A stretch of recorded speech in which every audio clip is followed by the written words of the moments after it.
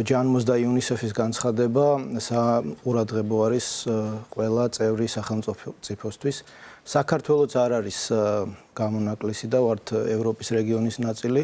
ეს ტენდენცია, როგორც ახსენეთ, რამდენიმე წელია მიმდინარეობს და იმუნიზაცია არის მთავარი გამოსავალი. წითელი არის ვაქცინით პრევენცირებადი დაავადება, რაც იმას ნიშნავს, რომ შეიძლება მისი თავიდან არიდება და 95%-ზე მაღალი მოცვის შემთხვევაში წითელას და წითურას ელიმინაცია გვაქვს დასახული მიზნად. საქართველოში ბოლო წლებში კოვიდის პანდემიამდე იყო მატება 2018 წელს 19 წლიდან იყო კლება, გაგრძელდა ეს კლება 20-21 წლებში, მაგრამ შემდეგ როგორც იცით პანდემიის განმავლობაში პანდემიამ დააზარალა ასევე რუტინული იმუნიზაციის მოცვა. შემცირდა რუტინული იმუნიზაციის მოცვა არა მარტო წითელასი, არამედ სხვა ვაქცინით პრევენცირებადი დაავადებების წინააღმდეგ და წითელა, როდესაც მოცვა არის დაბალი, ეს მოცვაში ჩავარდნები ვირუსს აძლევს საშუალებას, რომ იცირკულიროს და რისკს საფრთხეს უქმნის დაუცველ არაიმუნირებულ განსაკუთრებით ბავშვებს და სხვა რისკის ჯგუფებს. რა იყო იმის მიზეზი, რომ შემცირდა ვაქცინაციის მაჩვენებელი? უბრალოდ კოვიდის პერიოდში ხალხი ერიდებოდა სახლიდან გასვლას თუ აცრებთან დაკავშირებით შეიცვალათ დამოკიდებულება? თუ არის ცნობილი ამის შესახებ, რატომ შემცირდა? რამდენიმე ფაქტორი იყო, პირველ რიგში მთელი ჯანდაცვის სექტორი და მთელი პერსონალი კოვიდის თან გამკლავებაზე და კოვიდის ვაქცინაციაზე იყო ორიენტირებული, გარდა ამისა იყო მრავალი ლოკდაუნი, როდესაც შეზღუდული იყო მოძრაობა, სამედიცინო სერვისები და ხელმისაწვდომობა. ჩვენ შევნიშნეთ ჯერ კიდევ პანდემიის პერიოდში, რომ ეს მოცვა იქლებდა და განსაკუთრებით არა მარტო კოვიდის შემთხვევების, არამედ უკვე სარისკო ხდებოდა ამ ვაქცინით პრევენცირებადი, განსაკუთრებით ბავშვთა ინფექციების მატება. ჩვენ რეგიონში, ევროპის რეგიონში და განსაკუთრებით მეზობელ სახელმწიფოებში წითელას რიცხვი ძალიან მაღალი იყო უკვე 2023 წელს. ჩვენთან ჯერ არ იყო და ცოტა მოგვიანებით 24-ში მოიმატა. 23-ში იყო 26 შემთხვევა მთელი წლის განმავლობაში და 24 წელში ეს უკვე იყო 327 შემთხვევა. რაც ინციდენტობის თვალსაზრისით 13 ჯერ მეტი არის ინციდენტობა, რაც იმას ნიშნავს, რომ ეს არის ეპიდემიოლოგიური მაჩვენებელი, რომელიც ყოველ ახალ შემთხვევებს გამოსახავს 100,000 მოსახლეზე და თუ 23 წელში ეს იყო 0.7, 24 წელში იყო 9.1, 13 ჯერ მაღალი. აქვე ჩაგეკითხებით, ვაქცინირებულ ადამიანსაც შეიძლება ხომ რომ დაემართოს წითელა? შესაძლებელია, იმიტომ რომ 99%-ში იცავს, რა ძალიან მაღალი მაჩვენებელია, თუმცა შეგვიძლია ჩავთვალოთ, რომ ორი დოზით იმუნიზაცია იწვევს სრულ დაცვას, კეთდება 1 წლის ასაკში და 5 წლის ასაკში და მეტნაკლებად უფრო მაღალია პირველი დოზა, როდესაც 1 წლის არის ბავშვი და 5 წლის ასაკში უკვე შედარებით ნაკლებია. ჩვენი სტატისტიკა წელსაც შარშანაც წელს იყო ამ 3 თვის განმავლობაში უკვე 26 შემთხვევა. 106 შემთხვევა.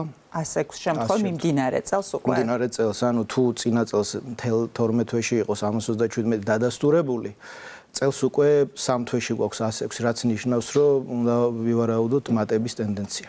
თუ არის ცნობილი ეს ამ შემთხვევებში ყველა არავაქცინირებული იყო ეს პირები? დიახ, არავაქცინირებული. და ვაქცინაცია არის გამოსავალი. ამ შემთხვევაში უნდა მოუწოდოთ პირველ რიგში ექიმებს, პედიატრებს, სამედიცინო პერსონალს, რომ შეახსენონ და მოუწოდონ მშობლებს, რომ წაიყვანონ ბავშვები. რომ უფასოა და გეგმიურში რა თქმა უნდა, ეს კალენდარში შედის და ძალიან უსაფრთხო და ძალიან ეფექტური ვაქცინა არის. საქართველოში 55 წელია, ან ცოტა მეტი წითელას ვაქცინა კეთდება და ხალხისთვის, აი ყველა თაობისთვის არის ძალიან ნაცნობი ვაქცინა.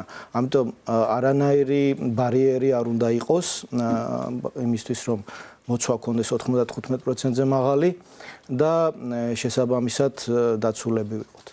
ჩვენ ვსაუბრობთ ვაქცინაციაზე, თუმცა მინდა გკითხოთ თავად წითელაზე. რა ტიპის ვირუსია ეს? რამდენად საფრთხის შემცველია ჩვენი ჯანმრთელობისთვის? მე წეგანაც აღნიშნე, რომ 38 შემთხვევა დაფიქსირდა რეგიონში გარდაცვალების. რა სიმპტომებით ხასიათდება და ასე შემდეგ. უფრო დეტალურად რომ მოგვიყვეთ. წითელ არის სწრაფად გავრცელებადი, ადვილად გადადებადი ინფექცია, ამიტომ არის ხოლმე ესე უცებ ეპიდაფეთქებები. წითელას ახასიათებს ისეთი ცნობილი სიმპტომები, როგორც არის მაღალი ცხელება, გამონაყარი და სურდო რინიტი. შეიძლება იყოს გართულებები, დაახლოებით 30%-ში შეიძლება იყოს გართულებები და ეს გართულებები არის საყურადღებო, იმიტომ რომ შეიძლება გართულდეს პნევმონიით, ენცეფალიტით, ზოგ შემთხვევაში სიბრმავით და გამოიწვიოს ხანგრძლივი ჰოსპიტალიზაცია. შეიძლება რომ წითელა მოხდილ ადამიანს კიდევ დაემართოს წითელა? და ასევე აქვე გკითხავთ, მოხდის შემდეგაც აუცილებელია ვაქცინაცია, თუ ეს ნიშნავს, რომ ის უკვე დაცულია? წითელას მოხდის შემთხვევაში ადამიანს აქვს იმუნიტეტი, იმიტომ რომ თვითონ ვაქცინაც სამი ვაქცინა კეთდება ერთად, წითელა, წითურა, ყმაყურა და სამივე არის შესუსტებული ვირუსი, რომელიც იოლ ფორმებში გადაიტანს ადამიანი და ეს გამოიმუშავებს იმუნიტეტს. თეორიულად და პრაქტიკულადაც შეიძლება ვაქცინირებულ ადამიანსაც დაემართოს, მაგრამ თუ დაემართება, ეს იქნება იოლ ფორმებში. შეიძლება მხოლოდ გამონაყარი გამოიხატოს, შეიძლება მხოლოდ ერთი დღე მომატებული ტემპერატურა. ამიტომ ალტერნატივა არ აქვს, ანუ თუ ადამიანი გადაიტანს დაავადებას და გამოიმუშავებს იმუნიტეტს, ამას იმუნიზაციას, ვაქცინაციას არ აქვს ალტერნატივა, იმიტომ რომ თუ გადაიტანს და გამოიმუშავებს, მანდ უკვე ის რისკები არსებობს, გართულებების რისკები არსებობს, რაზეც ვისაუბრეთ. თქვენ ახსენეთ, რომ 1 და 5 წლის ასაკში ხდება ხომ ვაქცინაცია. ვისაც არ აქვს ეს ვაქცინა გაკეთებული, ზრდასრულ ასაკში თუ არის შესაძლებელი, ნებისმიერ დროს არის შესაძლებელი რომ ძალიან კარგი კითხვაა, კი, შეიძლება. 1 წლის ასაკი, განსაკუთრებით მნიშვნელოვანია, როდესაც იმუნიზაცია, მაღალი მოცვა საზოგადოებრივი იმუნიტეტის გამომუშავება, კოლექტიური იმუნიტეტის მნიშვნელოვანია არა იმისთვის, რომ აცრილებმა დაიცვან არა აცრილები, არამედ ისინი დაუიცვათ, ვინც ვერ იცრებიან, თქვათ 1 წლამდე ასაკის ბავშვები, ორსულები, რისკის ჯგუფები. თუმცა ეს არის ეროვნულ კალენდარში უფასო ვაქცინაცია 1 წლის და 5 წლის ასაკში.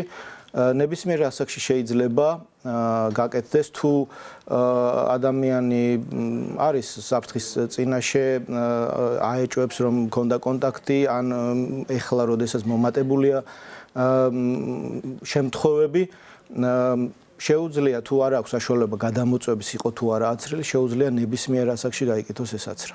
ზოგადად როგორ ხდება გადადება, ჩვეულებრივად როგორც ნებისმიერი ტიპის ვირუსი? ჰაერით გადამდები არის და ხველების, ცემინების, ამონასუნთქის შემთხვევაში კონტაქტის დროს 90% არის უკვე თითქმის მაჩვენებელი, რომ გადადება მოხდება. თქვენ ორსულები ახსენეთ, რამდენად საშიშია ორსულისთვის ეს დაავადება? ორსულისთვის განსაკუთრებით საშიშია. კი, ორსულებისთვის არის საშიში, შეიძლება გამოიწვიოს გართულებები ორსულობის პერიოდში, შეიძლება გამოიწვიოს ნაადრევი მშობიარობა ან მცირეწონი მშობიარობა და განსაკუთრებით მანამდე დაორსულობამდე არის სასურველი, რომ ადამიანი იყოს აცრილი და იმ შემთხვევაში თუ საშიშროება არის ეპიდემიური აფეთქების, განსაკუთრებით ორსულები უნდა იყვნენ მოერიდნონ გადადებას და კონტაქტს დაავადებულთან. სანამ დაგემშვიდობებით, ბოლოს მინდა გკითხოთ, რამდენი პროცენტი უნდა იყოს მოსახლეობის მინიმუმ ვაქცინირებული იმისთვის, რომ არ მოხდეს ამ ინფექციის ფართოდ გავრცელება? საუკეთესო მაჩვენებელი ან მინიმალური მაჩვენებელი რამდენი პროცენტი უნდა იყოს? 95% ბავშვთა ასაკის, ვისაც ეკუთვნის იმუნიზაცია 5 წლის ასაკში, მეორე დოზით უნდა იყოს აცრილი 95%. ანუ ერთი დოზა რო კეთდება უნდა ანუ არის ნაწილობრივი იმუნიზებული და ჭირდება აუცილებლად იმის რომ სრულად ჩაითვალოს იმუნიზებულად მეორე დოზაც. ამიტომ 95% არის დამაკმაყოფილებელი მაჩვენებელი და უკვე მივდივართ ელიმინაციისკენ, რამდენიმე წლები ჭირდება რომ შევინარჩუნოთ 95% და შემდეგ ელიმინაცია გამოვაცხადოთ.